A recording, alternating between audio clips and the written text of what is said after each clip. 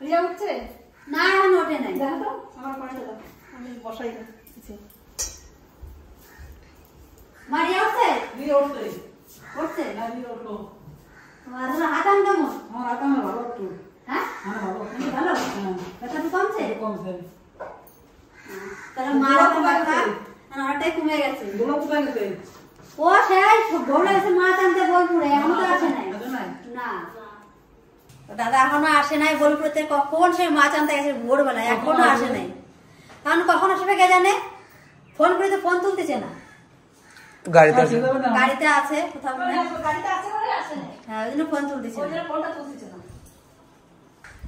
আমাদের এই গাছটা তাও তো ভালো ফুল হয় কিন্তু ওই গাছে সেমন ফুল হয় না চম্পা তাহলে তুমি ফুল তোলো বুঝলা হ্যাঁ আমি পুকুর পাতি করে উঠতে নিয়েছি হ্যাঁ যাও সকাল রান্না করতে হবে তো সদ্য ভাত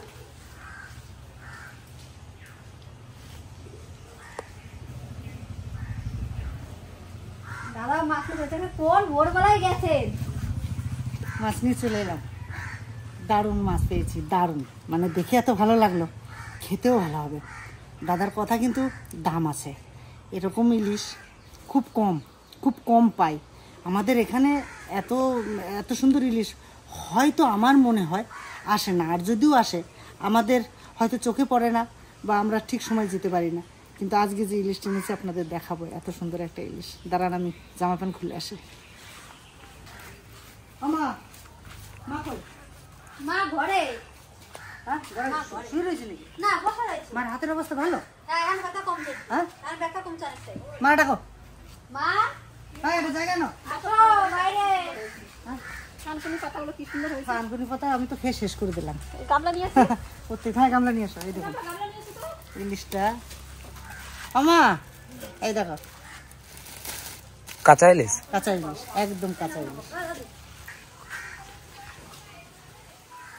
সে রূপোর মতন চকচক করছে তো হ্যাঁ খুব ভালো মাছ সুন্দর লাগ দিছে মাছটা সত্যি কি সুন্দর লাগতেছে মাছটা খুব ভালো লাগতেছে এই দেখো আমি গামলা নিয়ে চলে এসেছি খুব ভালো মাছ হ্যাঁ মাছটা কিন্তু ভালো মাছটা কিন্তু একবারে সুন্দর ভালো মনে হচ্ছে কতটা তেল হয়, চেওড়া মাছটা ডিম হয় নাই না জানি না হতেও পারে উনি বলেছে হয়তো অল্প সরু করে একটু হবে ঠিক আছে হ্যাঁ চেওড়া কত দেখো দেখো চেওড়া দেখো কত কত চেওড়া এটা ওজন কিন্তু বেশি না 4 4 4 হ্যাঁ তোমার 8-এরও বেশি ঠিক করে দিতে পারছো না 8 এই যে 4 4 8 10 আঙ্গুল পুরো 10 তাহলে এই যে যে ইলিশটা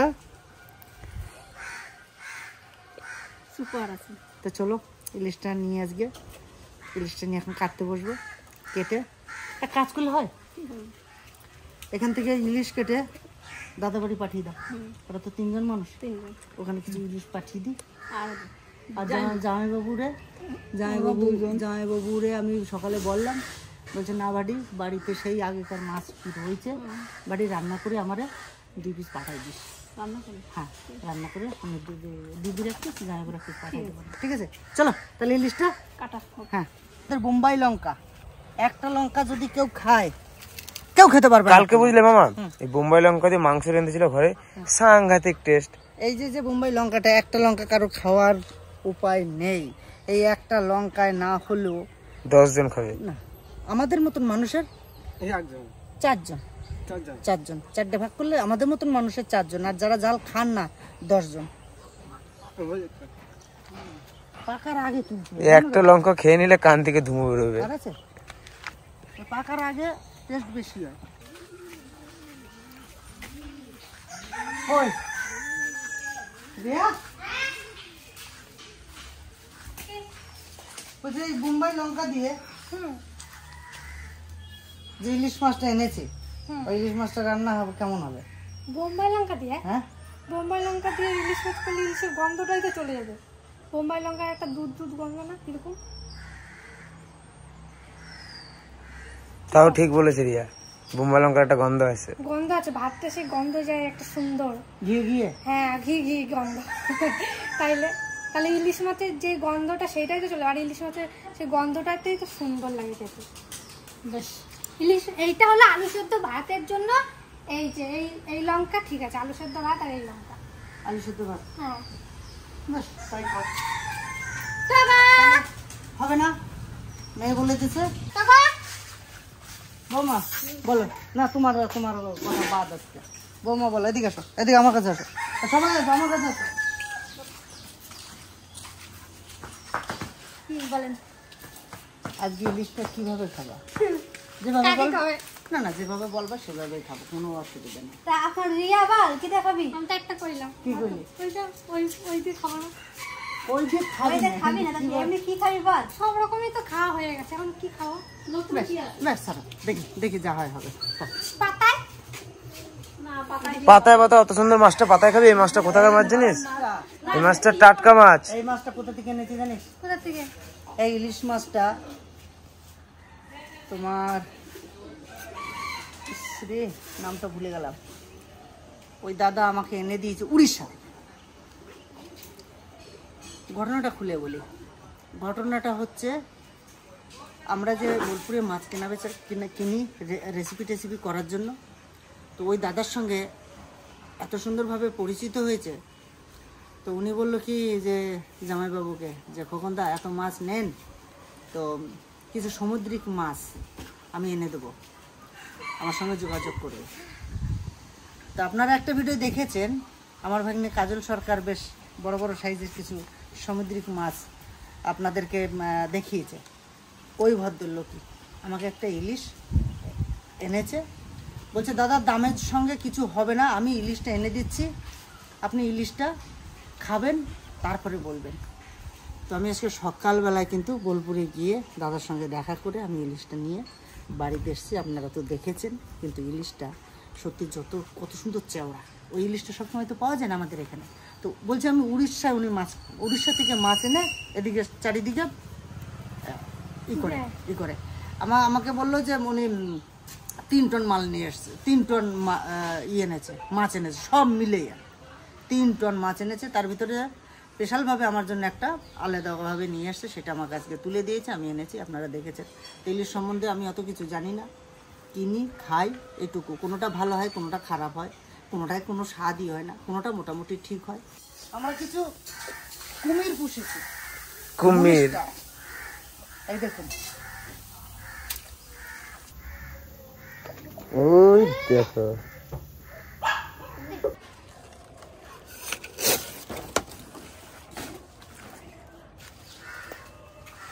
ইলিশ মাছটা কাটবো কলা পাতার উপরে। ইলিশটা চলুন আজকে আমি কাটবো। আর জামাইবাবুকে আমি বলেছিলাম, তা জামাইবাবু বাড়িতে একটু কাজ চলছে, রঙের কাজ চলছে, তারপরে অন্য অন্য কিছু কাজ চলছে। তা বললো বাড়ি আজকে তোমার বাড়িতে মিস্ত্রির পাশে থাকিয়ে কাজটা আমি বুঝে নিই, আর তো কাজ বেশি নাই, তো ফিনিশিং কাজটা একটু বুঝে নিতে হয়। তাই জামাইবাবু বলছে বাড়ি তোরা রান্নাবান্না কর, আমার জন্য একটু পাঠাই দিস কেন। তার জন্য আর জামাইবাবুরে দিদিরা ডাকলাম না। ফিনিশিংয়ের কাজের সময় একটু কাছে না থাকলে হয় না, কোথায় একটু মানে কমজোরি হয়ে গেল, কোথায় কম পড়ে গেল, সেটা যদি মিস্ত্রি একবার বাড়ি থেকে বেরিয়ে চলে যায় তাহলে সে কাজটা কিন্তু অসম্পূর্ণ থেকে যাবে। তাই আমি বললাম যে বাড়িতে থেকে কাজটা সম্পূর্ণ বুঝে নিয়ে তারপরে মিস্ত্রি ছাড়বে। আমি এদিকে আমি দেখছি তার মাছটা কেটে।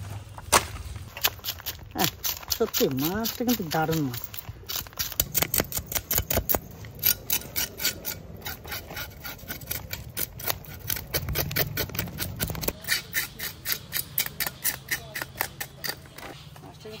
নরম, হ্যাঁ কাঁচা ইলিশ না, বরফ পড়ে না এখনো? নরম বলতে যে যে ভেড়া দিলই তা না, তার ভিতর দিয়ে মাছটা কিন্তু দারুণ একটু নরম, মানে মাছ টাইট, কিন্তু মাছটা টাটকা মাছ বলে।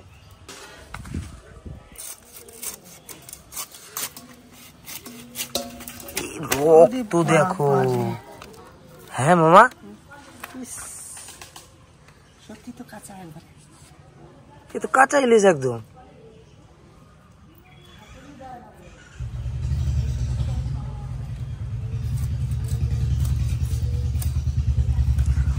মামা দাঁড়াও, হ্যাঁ এ কাঁচা ইলিশ, তো কাঁচাই তো, কাঁচা ইলিশ, পুরো পাক্কা কাঁচা ইলিশ। দেখো কাঁচা বলেই তো দিয়েছে। পুরো পাকা কাঁচা ইলিশ।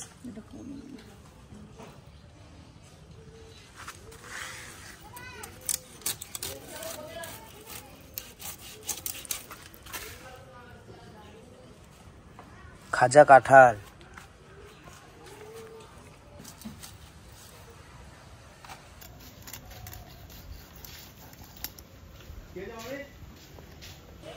সামান্য একটু ডিম হয়েছে, একবারে হয়নি বলে হয়নি, কিন্তু সামান্য একটু ডিম হয়েছে। কাদা খেয়েছে নাকি?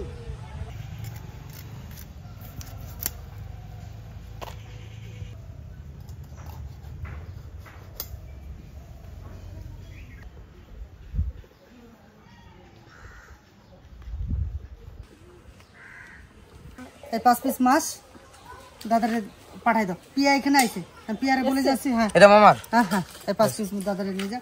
আমাদের বাড়ির লোক বেশি তো, জামাইবাবু দিদিরে ধরে আমরা 11 জন, তা আমাদের জন্য 11 পিস রাখলাম। আর মাথাটা তো বাদ। আর দাদারা 3 জন মানুষ, 4 পিস মাছ দিলাম আর এই মাথাটা দিলাম। খাক, ওরা রান্না করে সুন্দর করে খাক। আর আমাদের এটা রান্না করো। আমি একটু বনবেলায় যাবো, একটু আচার আনতে। সে তুমি বলছিলে না বৌমা খাবে বলছিলে, আর একটু ঘি নিয়ে আসবা। ঘি ওখান থেকে আনবো না, অন্য জায়গা থেকে নিয়ে আসবো। তাহলে কি আচার জন্য আনবো? জলপাই আচার আর একটু আম কাসুন্দি। কোনটা বৌমা, আম কাসুন্দি না জলপাই কোনটা? আম কাসুন্দি জলপাই। আর ওই ঘিটা তো এখান থেকে আনবা। তাহলে কাজ করো, ইলিশ মাছ তো সরষে ইলিশই করো। এছাড়া আর কি খাবো? ইলিশের সব রকমই তো খাই।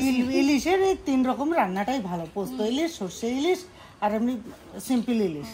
একটু কালো জিরে ফোড়নের, কালো জিরে দেবো ফোড়নে, দাও যা দাও, কিন্তু ওই সরষে ইলিশটাই করো। ঠিক আছে, আসি, তুমি রান্না করে কমপ্লিট করো, আমি এসে খাবো। ঠিক আছে, রান্না বন্ধুরা আর দেখাচ্ছি না আপনাদেরকে, রান্না করুক, খেয়ে আপনাদেরকে বলবো কেমন হয়েছে। হ্যাঁ,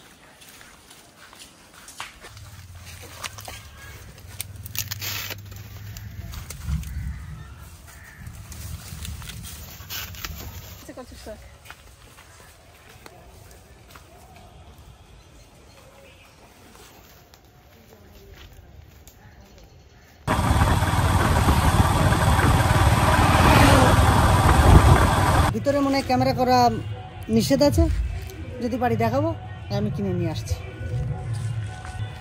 দেখুন এই গাছটা যে কত বছরের পুরনো কোনো ঠিক নেই, কয়েকশো বছরের পুরনো হবে এই বট গাছটা। দেখো মামা, একটা জিনিস দেখো, বাচ্চাগুলো এখানে দোকান দিয়েছে খেলনা বিক্রি করার জন্য। বাড়ি কোথায় তোদের? দারুণদা।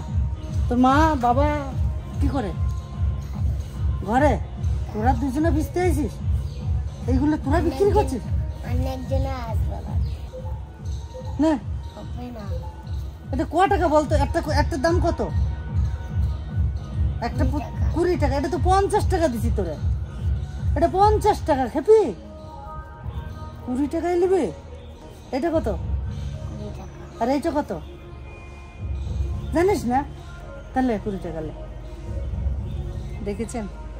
50 টাকা দিচ্ছি, নেবে না, 20 টাকাই নেবে। নে আর 10 টাকা নে, না এটাও নে, না এটাও নে। ঠিক আছে, খুশি খুশি খুশি। এ পুতুল তুমি আরো বেচো। হ্যাঁ, ওটা তোমাকে দিয়ে গেলাম, তুমি হারাবো না কিন্তু, ভালো করে রাখো পয়সা। ঠিক আছে, খুশি তো? হ্যাঁ, তুমি খুশি?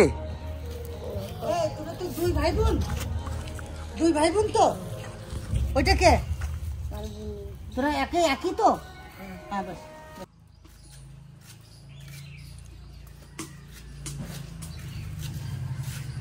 এই যে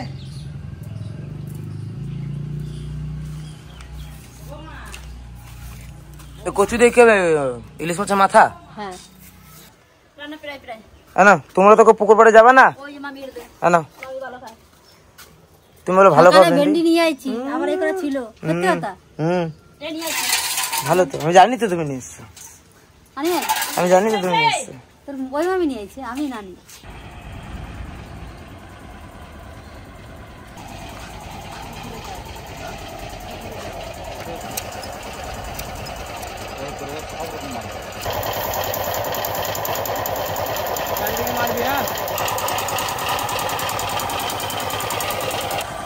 এটা হচ্ছে এবছর দুর্গাপূজার প্যান্ডেল।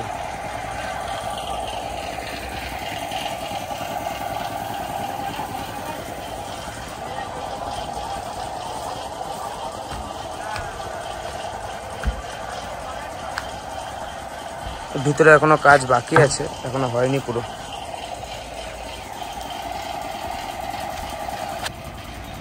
এটা হচ্ছে আমাদের গ্রামের পুজো। আমাদের গ্রামের এই প্যান্ডেল এখনো কমপ্লিট হয় না, এলাম একটু দেখতে, আমার সঙ্গে ঘুরে দেখে যাই, দেখে কতদূর কাজ হলো। তবে তো মোটামুটি একটু অন্যরকম আমাদের এখানে হলো। যাই হোক, পরিবর্তন তো একটু করতে হয়। তো সবাই মিলে আমাদের এই গোটা গ্রামটা সব মিলিয়ে এই আমাদের একটাই পুজো হয়, দুর্গা পুজো। এটা কি এটা পড়া নিয়ে আসবো মাথা দিয়ে, অর্ধেক মাথা দিয়ে। কচু শাক ইলিশ মাছের মাথা এত প্রিয় জিনিস।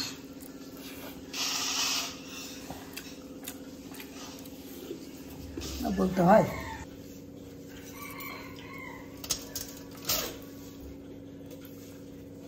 এই দেখো কত ভাত দিয়ে গেল, হাড়িতে যা ভাত আছে তো আমরা দুইজনে খাই ভালো।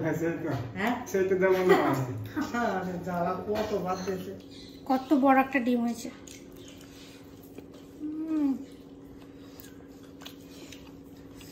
সর্ষে দিয়ে করেছে আজকে।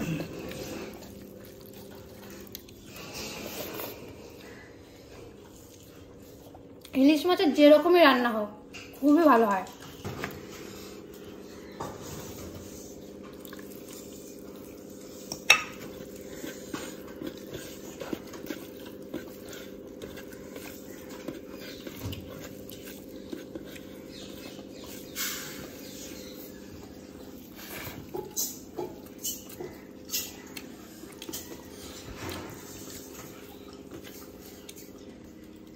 একটু লবণ কম হয়েছে আমার দ্বারা, একটুখানি লবণ কম হয়েছে, একটুখানি। এখন ঠিকই আছে, কারণ হয়তো লাগবে না, আমি একটু টান টান খাই তো। আর আমি একটু বেশি খাই। ভালো, দেখি মাছটা কেমন হয়েছে।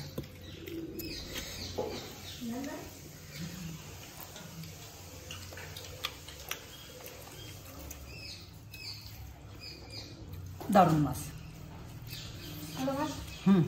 ভালো লাগে মাছটা বাবা। দাদা কচু শাক দিয়ে খাই উঠতে পারতেছো না, তাড়াতাড়ি খাও। আমরা কচু শাক খাইয়ে মাছ দিয়ে খাইয়ে একবারে হেলাই দিলাম। কেমন হয়েছে? ভালো হয়েছে ভালো হয়েছে, বাহ। তো আজকের ব্লগটা কেমন লাগলো অবশ্যই কমেন্ট করে জানাবেন, আর পাশে থাকবেন। বাড়িতে থাকলে তো জানেনই আমার প্রচুর কাজ থাকে, আর আমি ওই সপ্তাহে 2 দিন 3 দিন একটু একটু করে সময় পাই, আর একটা দিন ফুল দিন সময় পাই। তা সেই দিনটা থেকে সবাইকে নিয়ে একটু বেশি বেশি কাজ করে রাখি, মানে ঘাটতিটা এই একদিনে পুড়িয়ে দিই। তো চলুন, আজকে অনেক কিছু দেখালাম। সকাল থেকে বাজারে গিয়ে মাছ আনা, তারপরে যেটা করলাম তো আপনাদের দেখালাম। তা চলুন, আজকের ব্লগটা এখানেই শেষ করছি। দেখার জন্য ব্লগে টাটা।